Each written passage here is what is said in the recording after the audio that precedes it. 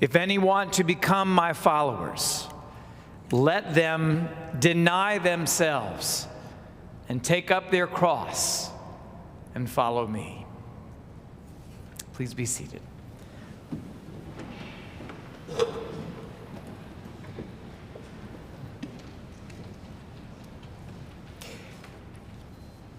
Few dissidents have captured the world's attention in recent years like Alexander Navalny, the 47-year-old lawyer and activist who was a courageous critic and, quite frankly, a very savvy critic as well, who knew how to use social media and knew how to tell a story, who was a courageous critic of Russian President Vladimir Putin.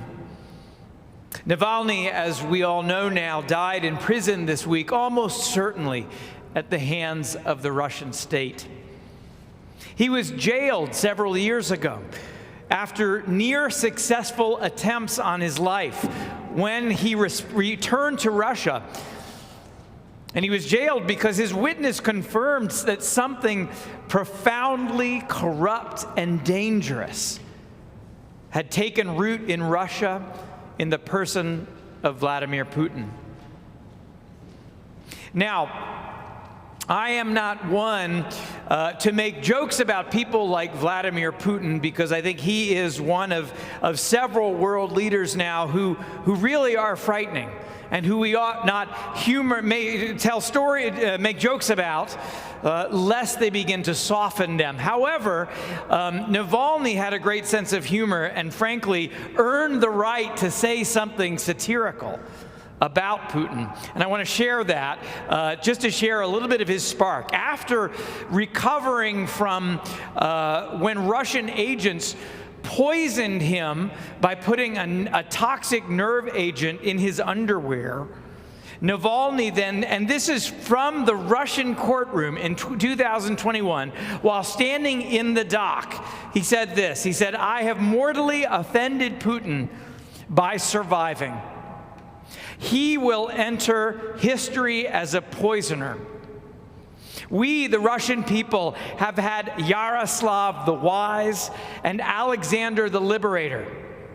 And now we will have Vladimir, the poisoner of underpants." That is courage. It's a pretty good line, too, but it is absolutely fearless. It is courage. And you see, Navalny he knew what was coming.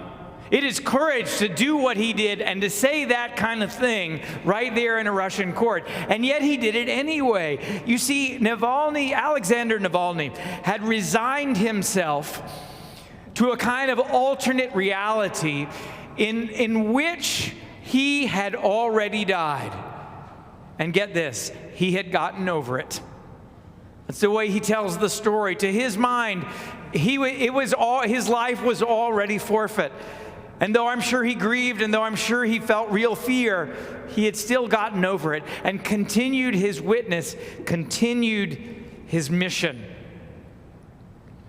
I don't know how one does that. I don't know if that comes from having had such a near-death experience. I don't know if that comes from looking right directly in the face of the violence that the Russian state could and often did bring to bear. I don't know if that just comes from the Messiah complex that apparently is really a part of the Russian psyche. That's really a thing. Navalny wrote about that.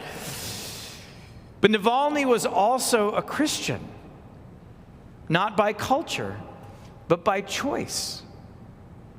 Now, I'm not going to say he led with that. I'm not going to say he talked about his own spirituality. But he had been a fierce atheist. But along the way, something had changed in him. His newfound faith, he said, it gave him a kind of moral clarity that no doubt empowered his own witness and his own life. Now, I want to put this grand story in the background for just a moment, because what I really want to talk about this morning is something called family systems theory, which if you are a therapist or if you are a priest, I see some of whom laughing at me, know a little bit about what this is.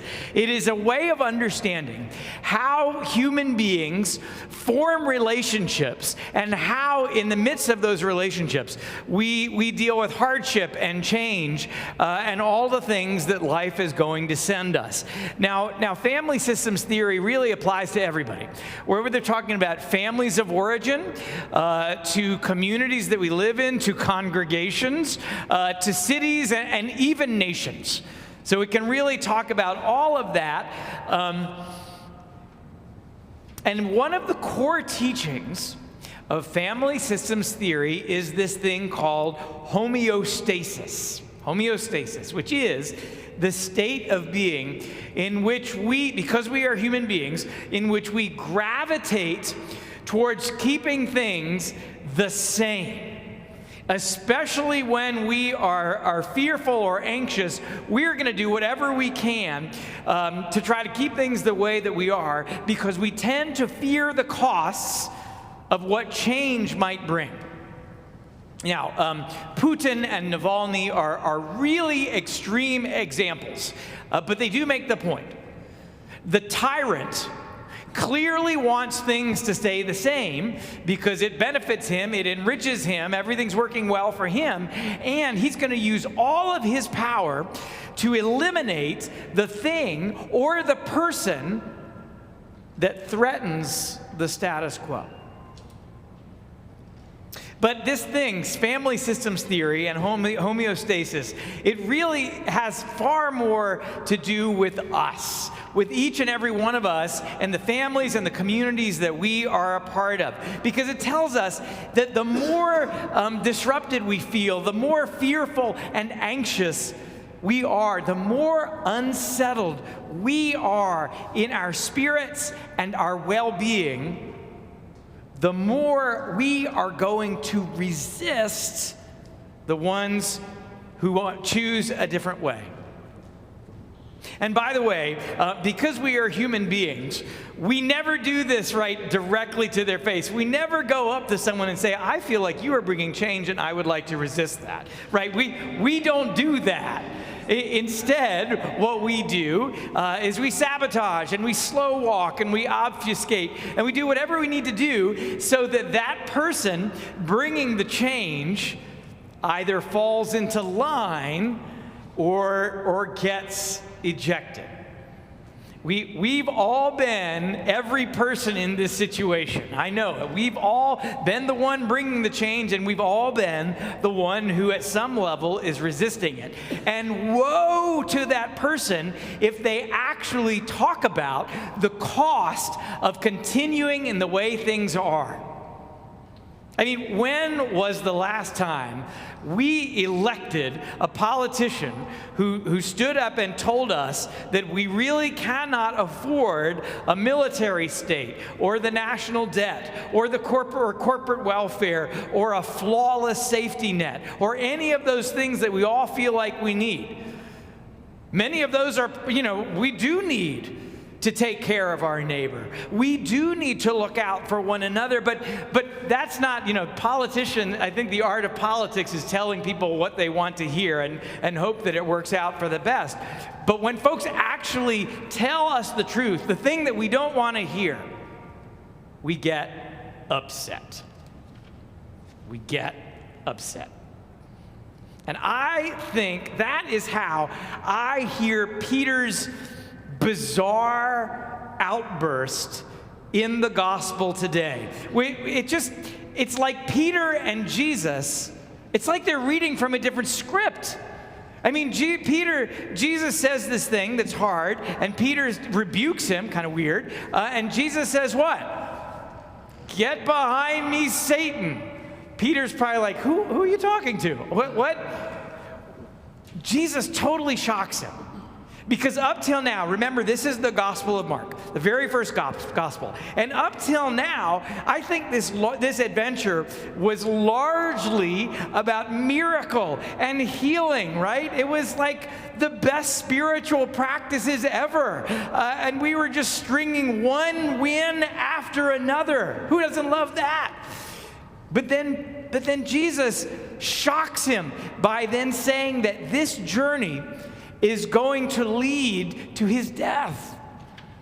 This journey is going to lead to suffering and to great loss. And so Peter rebukes Jesus, and then Jesus kind of, to me, goes overboard a little bit when he looks at Peter and he says, "Get behind me, Satan." But I think Peter's upset here. That's a word that we used a lot when the kids were younger, but I think we as adults know it too. Upset is that state of being in your feeling guts that you get so overwhelmed that you just say what's on your mind, whether or not you should have, and it's like, bleh, upset. It just kind of comes out. That's what Peter does. His anxiety rushes to the surface because his fantasies about this wonderful spiritual life that is going to be relatively cost-free come to a dramatic halt.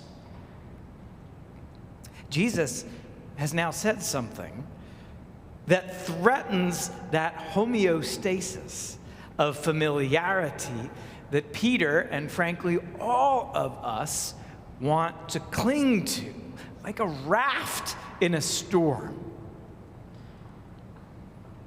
Jesus knew what Peter did not yet realize, that this movement was heading in a different direction, deeper into the real world, deeper into the world where folk hunger for something greater, and yet farther away from any illusions of safety.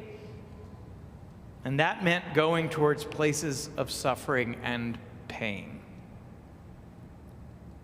So this is the moment, here in the gospel, here in the very first gospel, that we hear the very first mention of the cross. Imagine that. You're following this amazing dude who's healing people and teaching you things that make you feel good. And all of a sudden, everything is just fine. Then all of a sudden, he talks about a cross, which has a very real meaning in that culture. I'll get to that in just a moment.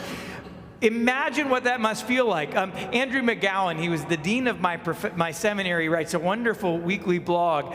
He says, call this what you will. Call it a crossroads. Call it a crux. Call it a hinge. This is the moment when the gospel turns. I would call it an inflection point. A moment when the cost of this life is made visible, but also because of that, the moment when real growth suddenly becomes possible. And that may be why in this moment Jesus does the very perplexing thing of speaking not to Peter. I mean, he's looking in Peter's direction, but he's actually speaking to a spirit of evil. A spirit who does its very best work when luring us, always whispering sweet nothings into our ear, luring us back to our familiar, comfortable homeostasis, the status quo. But Jesus speaks directly to the spirit. We're again looking at Peter, but talking to the spirit, you do not have the floor right now. This is the moment of inflection when I invite my disciples to turn with me towards Jerusalem, towards hardship, towards suffering, towards a difficult path, but one that actually brings new life into the world. Towards the cross. Now, the cross, you may be thinking, this means that Jesus is predicting his own death. Well, maybe he was, but that's not what he says. He actually says, in this first mention of the cross, anyone want to follow me, they will lay down their lives. They will take up their cross and follow me. And by doing that, he is talking about a very specific kind of cost.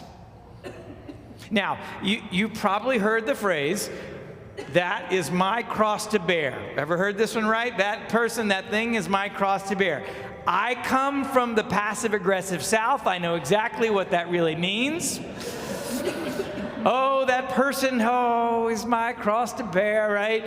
Well, okay, maybe it's an acknowledgement that burdens are a part of life and of love sometimes.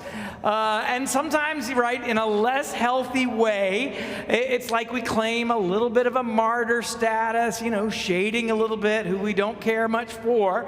Well, yeah, okay, that's human being thinking through things, but we should be careful there. Because what McGowan writes about this week is that this was not some vague sense of burden. This was not, well, we're just going to deal with some suffering and some loss, and that way we're sharing in what Jesus is doing. This cross, he said, was a specific reference to politically driven violence and oppression. The cross was the principal means of execution for the underclass. It was a means, a weapon for keeping the underclass in line and subservient to the empire. It was not a religious symbol, not an awkward and nebulous burden, but rather a symbol of violence that an oppressing force uses to control. Something that we have seen in the news just this week. If any want to become my followers, let them deny themselves and take up their cross and follow me. Now, I call this an inflection point. And that's kind of a trendy word, lots of graphs talking about things going in a certain direction. So we think of inflection points as moments, it's where two axes meet, when the line that is headed east along the x-axis, yes, I know I'm pointing west, but bear with me here, that the thing that is going x is suddenly makes a dramatic turn upward towards more of whatever it is on that y-axis. So whether we're talking about money or subscribers or job growth or carbon production, right, whatever it is, the inflection point means it's more. But this is an inflection point, but not one that leaps up to the top, but rather one that goes in a very different direction, one that turns downward, one that redirects towards disruption and uncertainty and even death. No wonder Peter got really upset.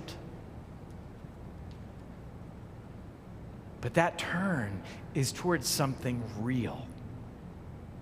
Something that is abundantly filled with the presence of God. It was a movement away from what we might call the theology of glory, right? Getting saved and getting status. Maybe a little bit of prosperity gospel along the way. And instead towards the cross, where the fullness of life comes when we pour ourselves out for others. It was a moment of inflection. But it was not that way because Jesus' message was finally beginning to reach enough early adopters. It was an inflection point in the gospel because it was the very first time that Jesus invited his fellow travelers to join him in the act of dying, to share in his suffering, to carry in their very bodies the pain of the world, not so that it would destroy them, but rather so that they could, through love, through grace, through dependence on the infinite love of God, take that suffering, take that pain, and transfigure it. This is the great insight of the Christian faith.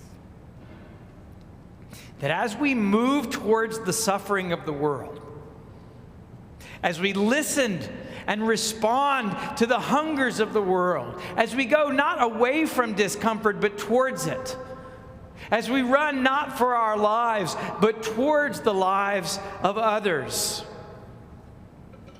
we carry the holy burden of the cross. And when we do that, suffering itself turns into the raw material of love. It's just amazing. This is what sacrifice looks like. Sacrifice comes in so many forms. It is Lent. If you have taken on a Lenten discipline and you're not doing something, that's a sacrifice. You're giving something up, and it's a little death. I don't want to say that giving up potato chips is a little death, but it kind of is. I mean, we've all been there. But it is a little bit of, you're giving up a little bit of your comfortable human life so that a little bit more grace can come in and you can see things a little bit differently. But sacrifice can be far bigger than that. It's also those life choices that we make that mean for a long period of time, years, decades, or maybe even the rest of our lives, we are going to have less stuff, less things coming to us so that the rest of the world, those around us, our neighbors, can flourish. Suffering can also be a willingness to pour out our very lives so that we may find the greater life. Such sacrifice is saturated with love, self-giving love, world-changing love, victory over death love.